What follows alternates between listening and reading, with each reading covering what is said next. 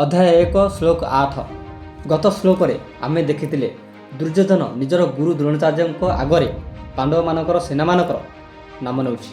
दुर्योधन गुरु द्रोण को आगरे कहूछि आपण पांडव मानकर गुरु होई पार, अर्जुन आपणकर प्रिय शिष्य होई पार, किंतु आपण एबे आम सपक्षरे आउ आमको युद्ध जितबाक हब। एबे दुर्योधन निज पक्षर योद्धा मानकर नाम कहूछि।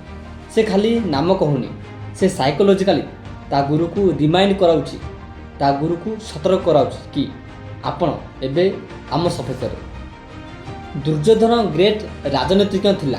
दुर्योधन गुरु द्रोण को पसंद कर नथिला। रीजन होछि तार प्रिय शिष्य अर्जुन थिला बोली, किंतु से द्रोणाचार्य पाखकू एथिबाई गला जेहेतु गुरु द्रोण तार सेनापति थिला।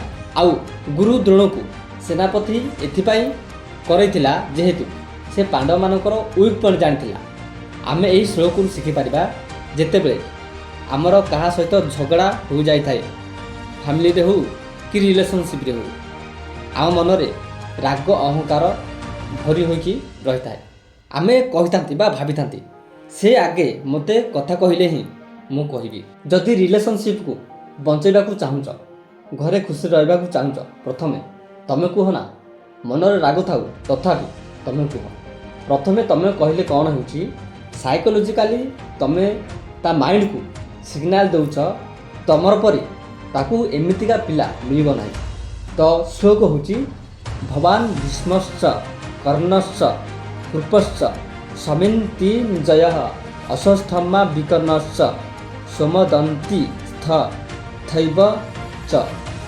एही श्लोक रे से आउ कार ना प्रथमे धरि पारता, किंतु नाही, से प्रथमे भगवान रु आरंभ करछि। भगवान अर्थ आपण।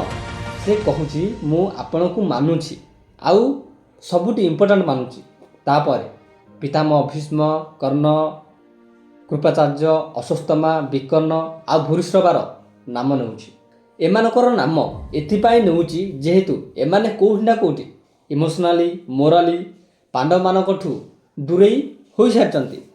दुर्योधन गुरु द्रोण को इनडायरेक्टली साइकोलॉजिकली कहूछि एमाने युद्ध करिया पई तैयार अछंती।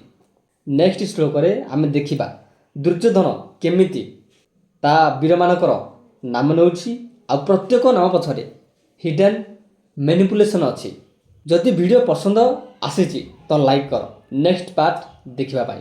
जदि श्लोक रे को त्रुटि रहिला सेथि पाई मु क्षमा प्रार्थी।